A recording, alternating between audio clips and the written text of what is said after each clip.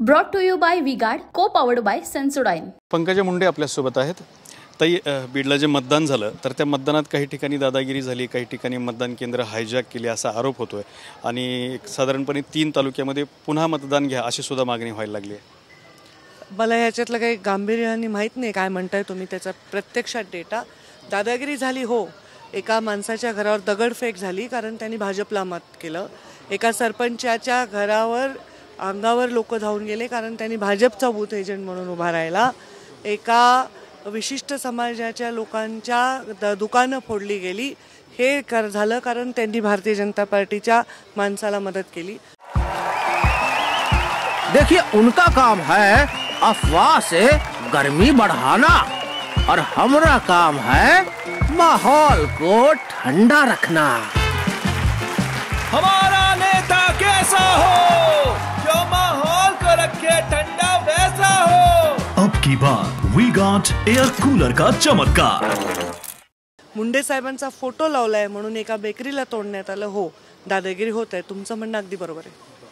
पण तुमचे जे उमेदवार होते, प्रतिस्पर्धी उमेदवार, त्यांनी असा दावा केलेला आहे की तुमच्या काही कार्यकर्त्यांनी परळी, केज आणि आष्टी, आंबेजोगाई या परिसरामध्ये काही मतदान केंद्र हायजॅक करून लोकांच्या बोटांना शाही लावली आणि मतदान मात्र तुमच्या कार्यकर्त्यांनी केलं, अशा स्वरूपाचा आरोप केला।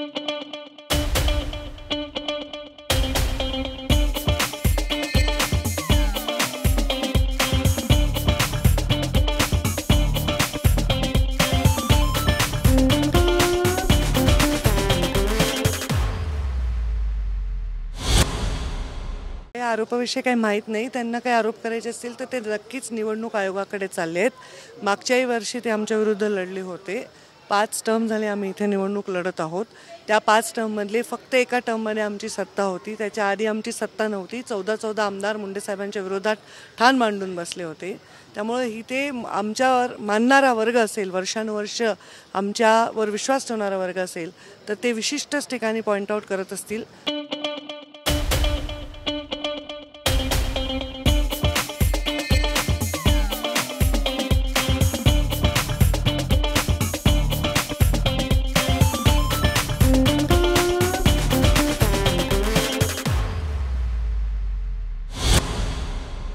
तर त्याला पण लोक दखल घेतील आणि निवडणूक आयोग हा निष्पृह असतो आणि तो योग्य पद्धतीने दखल घेईल। ते काय म्हणतील, आम्हाला काही क्वेश्चन केलं तर आम्ही उत्तर देऊ, मला माहीत नाही, ते बूथच्या विषय आहेत, मी तर त्या बूथवर गेलेली पण नाही। तुम्ही मतदान प्रचारादरम्यान अनेक वेळेला सांगत होतात की जातीवाद करू नका, जातीवाद करू नका, पण जेव्हा प्रत्यक्षात मतदान झालं काही जातीवाद जाणवला का? आता ते मतदान बाहेर आल्यावरच कळेल। आता तुमचा विजय कसा होईल, निकाल तर 4 तारखेला लागणार आहे, पण तुम्हाला कॉन्फिडन्स काय आहे? मला कॉन्फिडन्स आहे की माझा विजय होईल। मला पूर्ण कॉन्फिडन्स आहे की वंचित, पीडित, गरीब अशा सर्व लोकांनी एकत्र येऊन एकजुटीने मला सामर्थ्य माझं वाढवण्याचं काम केलेलं आहे आणि माझा विजय निश्चित होईल। तर या होत्या पंकजा मुंडे, आपला विजय निश्चित होईल असं त्यांनी स्पष्ट केलं आहे। कॅमेरामॅन हर्षल सोबत Datta Kanawate, TV9 Marathi, Chhatrapati Sambhajinagar. Brought to you by V-Guard, co powered bye Sensodyne.